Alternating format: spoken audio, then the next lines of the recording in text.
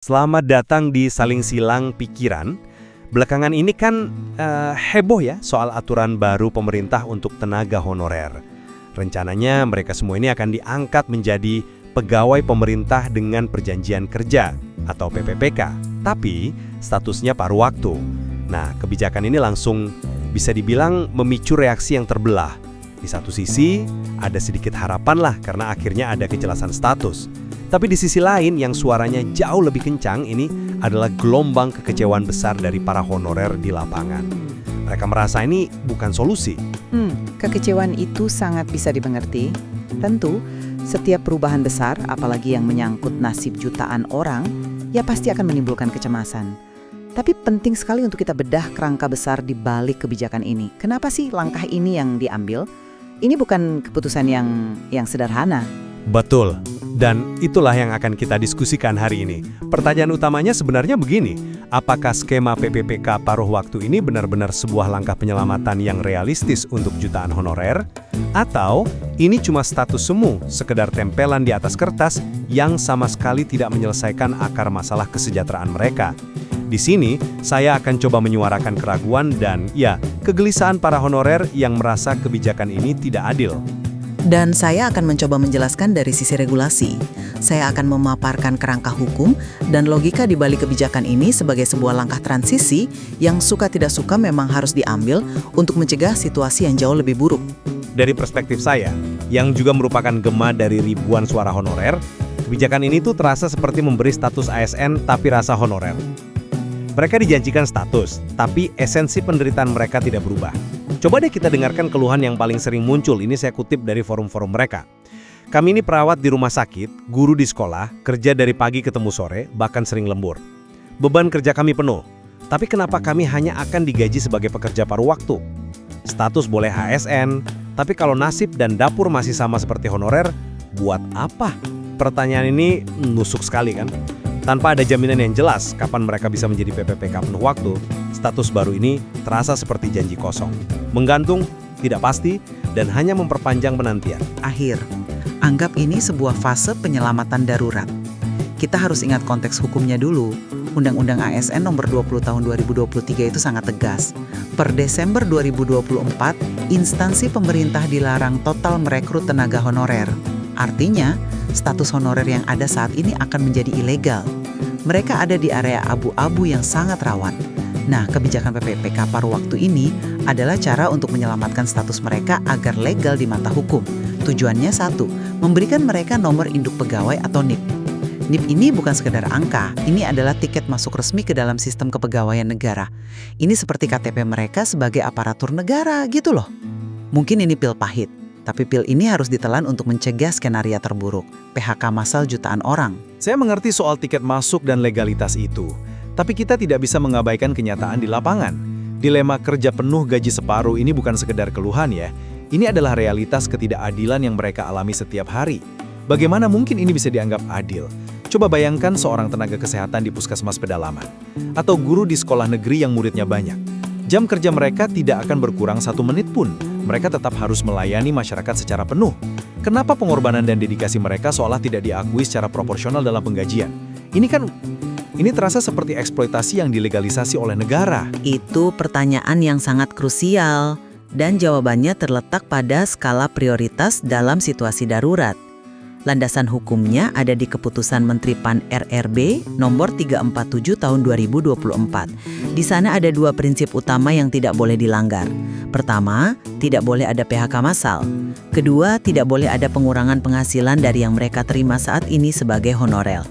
Logikanya begini, jika pemerintah pusat sekarang memaksa semua pemerintah daerah untuk membayar gaji penuh waktu sesuai standar PPPK, sementara kita tahu kapasitas anggaran pendapatan dan belanja daerah atau APBD di setiap daerah itu berbeda-beda dan banyak yang tidak sanggup, apa konsekuensinya?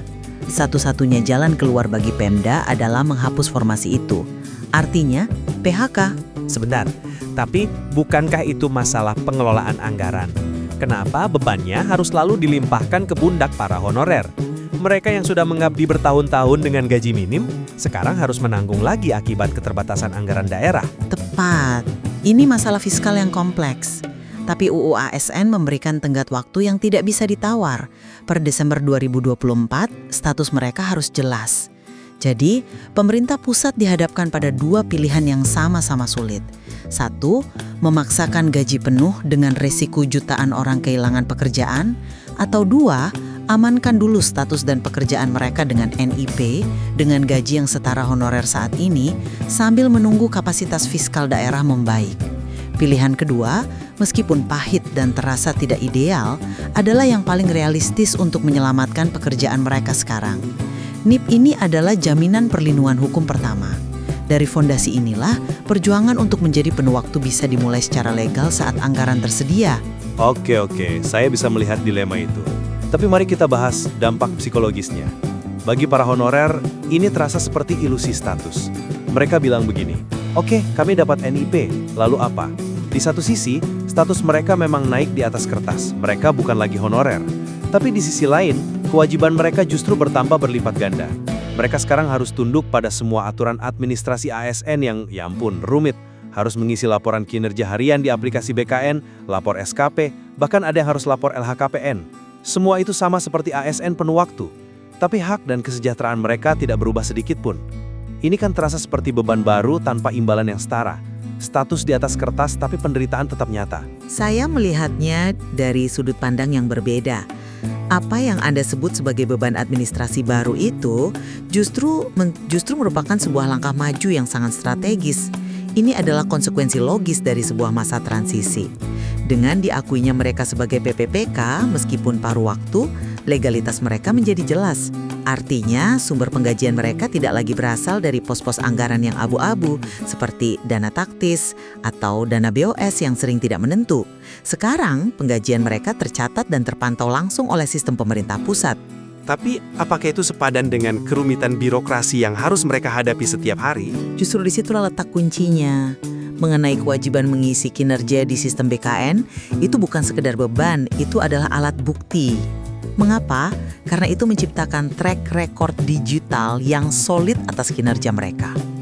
Data kinerja inilah yang nantinya akan menjadi dasar dan prioritas utama pemerintah untuk mengangkat mereka menjadi PPPK penuh waktu ketika formasi dan anggaran sudah tersedia. Dulu, pengabdian mereka seringkali tidak tercatat secara sistematis. Sekarang, setiap jam kerja, setiap kontribusi mereka terekam secara digital. Jadi ini bukan sekedar beban, ini adalah cara mereka membangun portofolio digital untuk masa depan. Data ini adalah amunisi mereka. Itu argumen yang menarik, soal membangun rekam jejak digital. Tapi saya akan ajukan satu keberatan lagi yang paling fundamental yang sering mereka tanyakan. Loh, bukankah sudah ada aturan yang sangat jelas? Di dalam Peraturan Presiden Nomor 98 Tahun 2020 tentang Gaji dan Tunjangan PPPK, pasal-pasalnya menyebutkan bahwa hak keuangan dan tunjangan PPPK itu setara dengan PNS. Kenapa aturan setingkat Perpres itu seolah-olah bisa dikesampingkan begitu saja? Rasanya seperti ada standar ganda.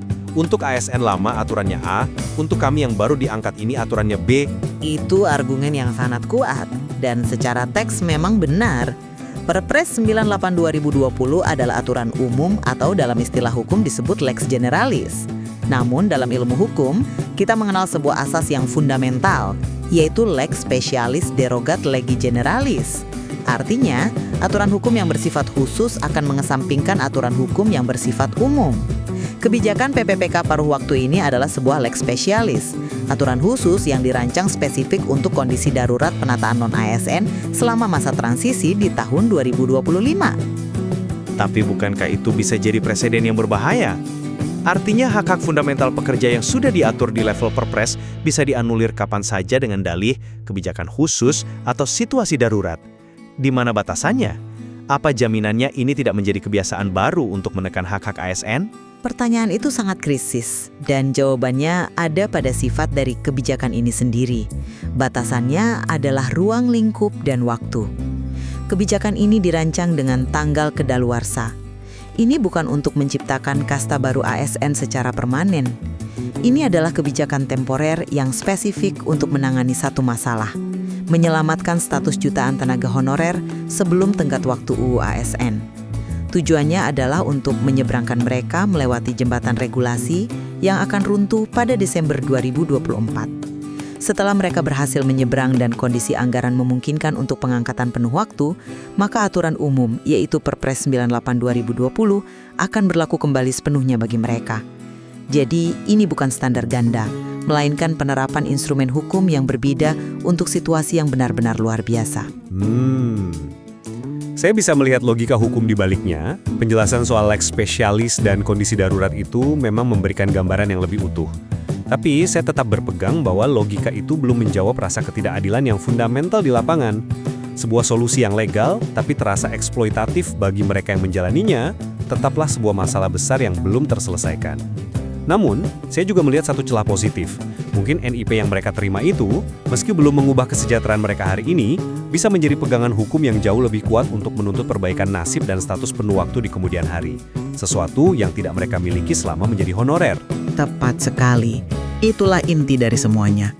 Semua pihak, baik pemerintah maupun para tenaga honorer, harus memandang status PPPK paruh waktu ini bukan sebagai tujuan akhir. Ini adalah langkah awal. Ini adalah fondasi hukum untuk mengamankan nasib jutaan orang dari jurang PHK dan ketidakpastian. Dengan NIP di tangan, mereka kini punya pintu masuk yang resmi dan diakui ke dalam sistem kepegawaian negara. Perjuangan memang belum selesai. Ini baru permulaan dari babak yang baru. Babak yang dijalani dengan status hukum yang jelas. Diskusi ini memang membuka banyak wawasan dari sisi regulasi, tapi saya yakin masih banyak sekali pertanyaan teknis yang menggantung dan membuat cemas para tenaga honorer di luar sana. Rasa khawatir mereka belum sepenuhnya hilang. Anda benar sekali. Kita belum selesai, justru kita baru menyentuh permukaannya. Masih ada pertanyaan krusial soal teknis perhitungan gaji guru yang punya banyak komponen rumit dan juga kejelasan tentang lama kontrak kerja yang akan mengikat mereka. Mari kita tuntaskan dua isu penting itu di pembahasan kita selanjutnya.